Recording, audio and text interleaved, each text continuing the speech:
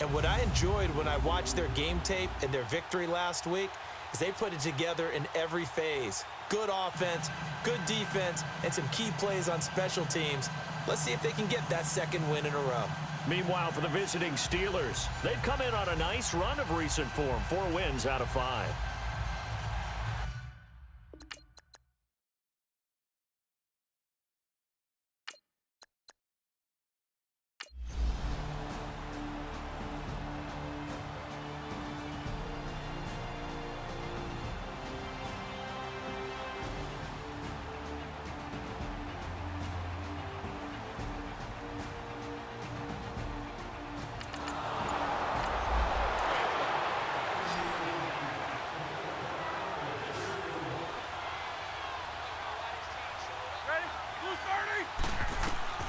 Ben to throw again. A screen to Bell.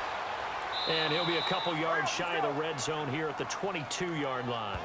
Give him 5 on the screenplay, and that'll set up a 3rd down.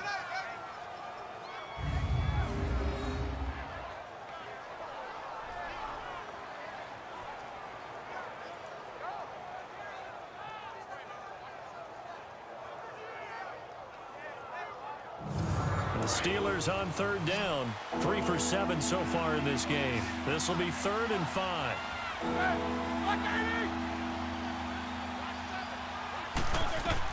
Again, it's Roethlisberger. He gets it to Brown, complete. And down inside the 15, shy of the 10. Roethlisberger hooking up with Brown to get the Steelers a first.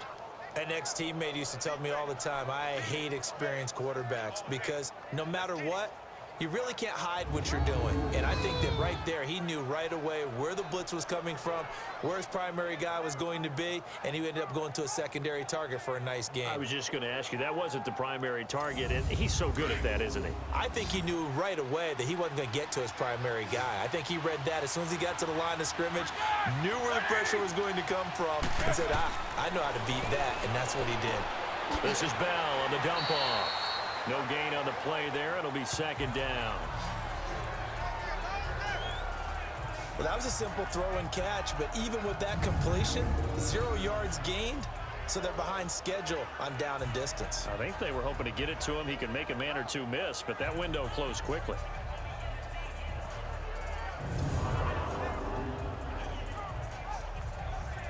Had the completed pass, but for no gain, stopped right at the line, so it's 2nd and 10. Now flags will come in. I think this one's going to be on the defense for jumping. Encroachment, defense. So a jump there defensively. And it's a killer. Watch the football. Still 2nd down. Don't move across the line of scrimmage until the ball moves. After the encroachment penalty, here's 2nd and 5.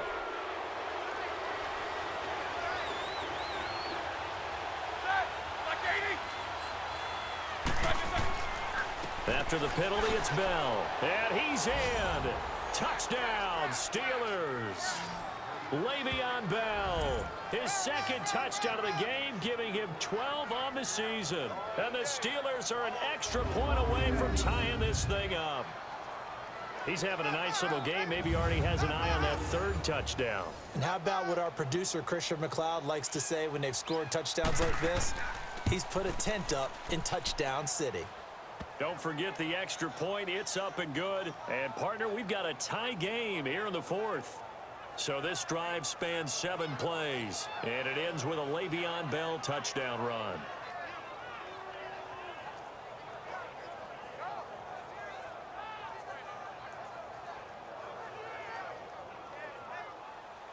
So here comes the kickoff now, all even here in this 4th quarter. Now it's Adam Humphries on the return. And he's up across the 25 and down at the 28-yard line. Back out for another drive comes LeGarrette Blount, responsible for well over 100 yards of total offense, but still hasn't found the end zone. You think that's in the back of his mind going into this drive? It's always in the back of the mind of a player who's having that type of a day because you want that gratification for your work, right? You want that stamp on top of everything. But bottom line for him, he's doing great work. Sometimes it just opens it up for other people to actually get into the end zone for him. The runners, would they rather have 60 yards, 3 touchdowns, or 150 no touchdowns? I think more than likely 150 and no touchdowns, but all the runners that I know would say, I'll take 150 and 3 touchdowns. They're greedy that way. You can see the time and effort and thought that they put into their passing game because it was evident right there. It looks like a simple pitch and catch, but you and I both know that they have planned for this and worked hard to make it happen. They'll run it here with Blount. And maybe a measure of revenge there. He's had his way in this one, but this time they get him behind the line. That's going to go as a loss of 2, and it'll be 2nd down. So while the offense has had a big day, no one on that side of the ball is excited about seeing a loss like that. Their goal, to make every play positive. And when you have a bad one like that, your next goal is to not let it spiral into more.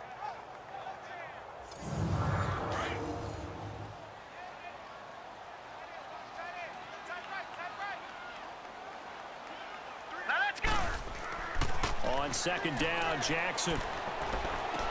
And he's going to drop this off to his fullback. And he'll go down right around the 47 this time. 6 yards on the pickup, and it'll be 3rd down.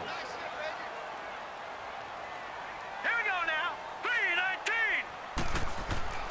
On 3rd down, Jackson. He uncorks it for Snead. And that is going to be pulled in one-handed. Wow. And he is into the end zone for a Baltimore touchdown. Willie Snead, his 4th touchdown on the year.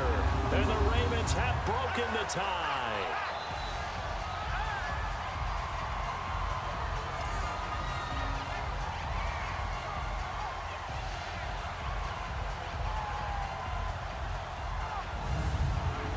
Tucker now for the extra point.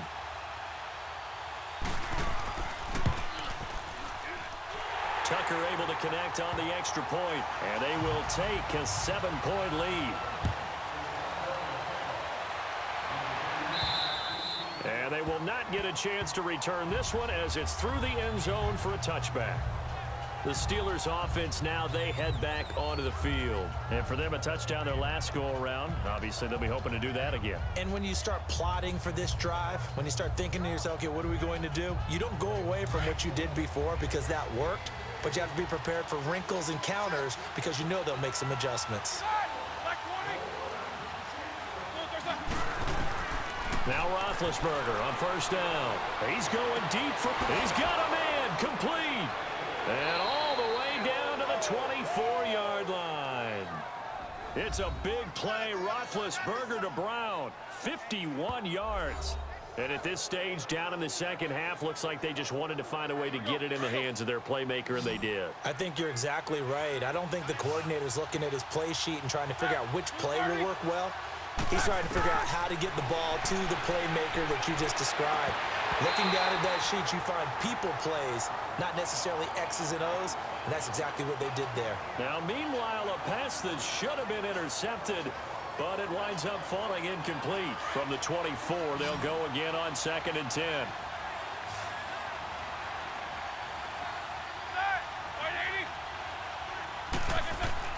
A fake to Bell. Now it's Roethlisberger.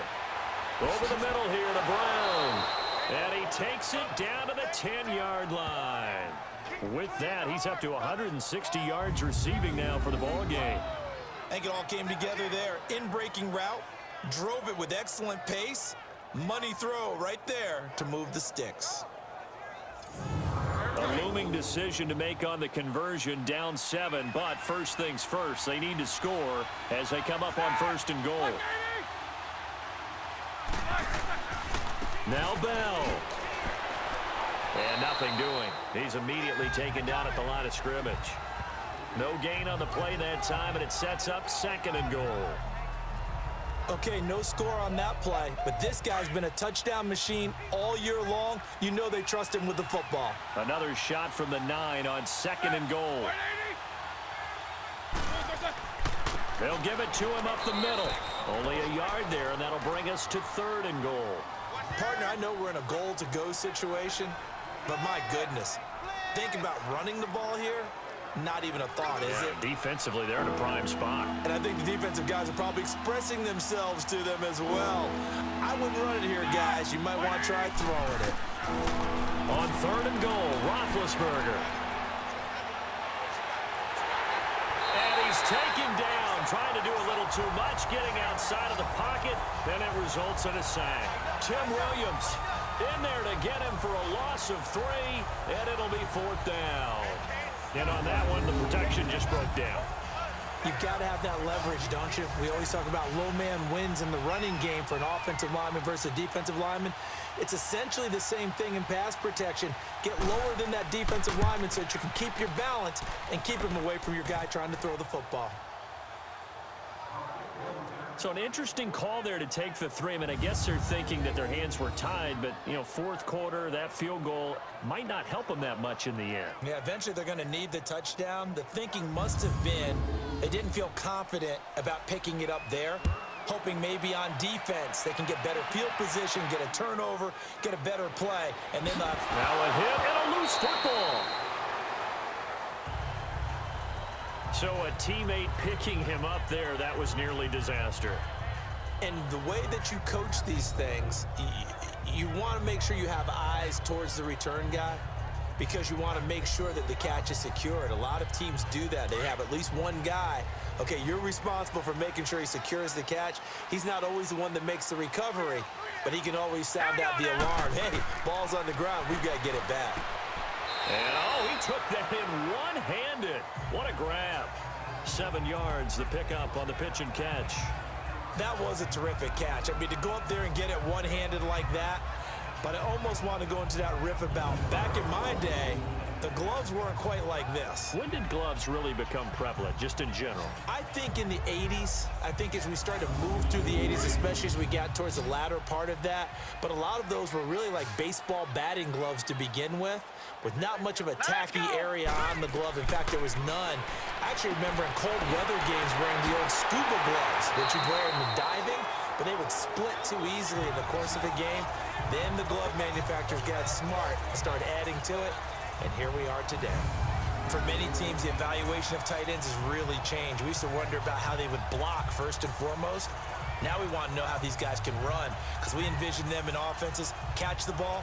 How much yardage can they gain after that? And that on display there for a good pickup.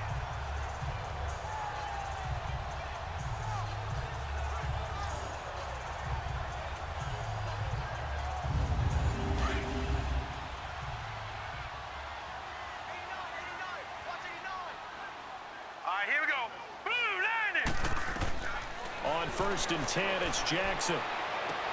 Over the middle, complete. It's Andrews. Give him 9 there on the first down completion. Seeing that play and understanding just how tough it is to cover tight ends, especially the ones running around the NFL nowadays, makes me glad I didn't make it in that league. I would have had a really difficult time. But now you get to sit up here with me. Yeah, and that's fun, isn't it? And what a really nice gain right there on first down for them. Brings up a nice second down for them. That last catch short of the marker by just a yard leaves him with a very manageable 2nd and 1. Let's go!